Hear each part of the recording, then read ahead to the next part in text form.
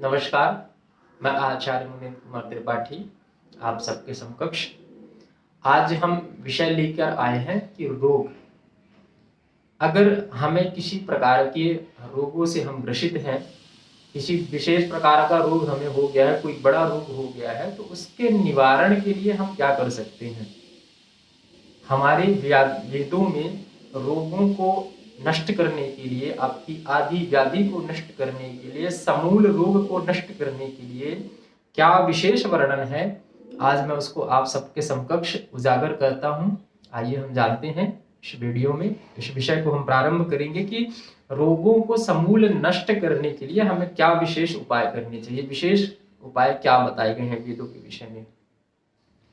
सबसे पहला हमें उपाय जो यहाँ पे आता है भगवान शिव का ही मिलता है, क्योंकि देवों के देव महादेव भगवान शिव हैं, जगत पिता हैं और अधिष्ठात्र हैं सभी मंत्रों के। इसीलिए सबसे पहला जो वर्णन आता है वो यहाँ पर आता है कि लघु रुद्र करना चाहिए।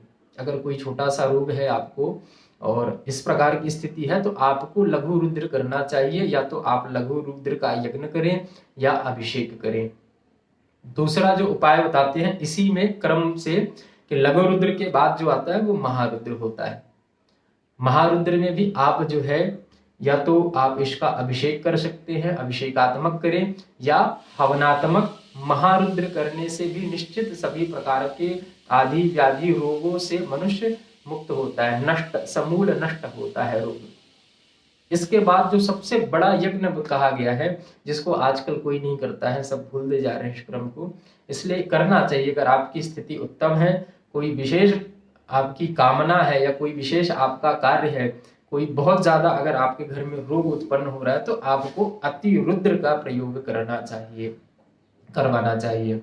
अति रुद्र में आप अभिषेकात्मक और हवनात्मक दोनों प्रकार से आप अति रुद्र जो है कर सकते हैं। ये हमारे वेद में विशेष रूप से इसका वर्णन आता है। इसी क्रम में हम आगे बताते हैं कि इन तीन तो हो गए, लघु रुद्र, महारुद्र और अति रुद्र। इसके बाद क्या आता है, जब आपको बहुत विशेष कार्य बढ़ जाए या विशेष आपदा आपके ऊपर आ जाए, उस स्थिति में आपको क्या करना चाहिए। उसके लिए हमारे वेदों में गुप्त रहस्य क्या बताया गया है। तो जब आपकी कुछ विशेष बहुत विशेष आपके ऊपर कोई व्याधि आ गई हो, आपके ऊपर कोई बहुत बड़ी आपत्ति आ गई हो, उस स्थिति में रुद्र चंडी का प्रयोग करना चाहिए। रुद्र चंडी क्या है? रुद्र चंडी में भगवान शिव और जगत अधिष्ठात्री भगवती दुर्गा, इन दोनों का पूजन होता है। उसका नाम होता है रुद्र चंडी। एक प्रहर भगवान शिव का पूजन होता है, एक प्रहर देवी का पूजन होता है, दो प्रहर में इसका प्रयोग होता है। और इसीलिए इसको रुद्र चंडी कहा जाता है कि भगवान रुद्र के साथ यहाँ चंडी का पूजन होता है। एक टाइम भगवान रुद्र के सूक्तों से अभिषेक होता है, दूसरे टाइम भगवती की आराधना होती है, भगवती का पाठ होता है यहाँ पे, इसीलिए इसको रुद्र चंडी कहा जाता है प्रयोग। इसके अलावा और भी वैदिक रीति में प्रयोग बताए गए हैं कि आपको कोई रोग आपका नहीं समाप्त हो रहा है, तो इसी क्रम में और भी उपाय आते हैं। भगवान सूर्य नारायण का वैदिक प्रयोग आता है कि यहाँ पर आप आकृष्णेन रजसा वर्धमानो निवेशयन् मर्तं मर्त्यञ्च हिरण्येन सविता रथेन देवोज्जाति भुवनानि पश्यन्। इस वैदिक मंत्र का आप 1.25 लाख जाप कराएं। 1.25 लाख जाप करने के बाद सफेद आग के लकड़ी का हवन यहाँ पर करना चाहिए। उसका यज्ञ करने से सभी प्रकार के रोग यहाँ पे नष्ट होते हैं, क्योंकि भगवान सूर्य सभी रोगों को नष्ट करते हैं। इसके अलावा मैं ये नहीं कहता कि आप महामृत्युंजय अमृत संजीवनी नहीं कर सकते हैं, वो भी कर सकते हैं, लेकिन ये वेदों में विशेष उपाय रोग को नष्ट करने के लिए बताए गए हैं।